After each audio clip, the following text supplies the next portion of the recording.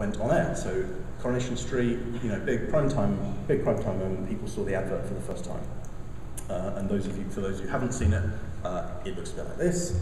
I won't show the full video because we're going to run out of time if I try and do things like that. This is Bertram. You see him actually, his thumb pops into existence and he picks up a red ball in the ad. And then he's the ringleader and he gets all the other cats together and they come in and they try and steal the milk.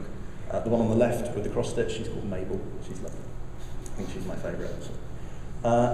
And the ad was obviously also on YouTube. In fact, it was on YouTube just before it was on telly. 2.8 million views now. It's been shared on Facebook over 250,000 times. It's been shared on Twitter thousands and thousands of times. People really loved it. You know, it's a really lovely video. It's very funny, gets people talking, and of course, cats and the internet just seem to go really well together, which we knew when we set out to make this. You know, the whole thing came from a starting point of how are we going to tell the best possible story that spreads and replicates and gets people sharing and talking about it online.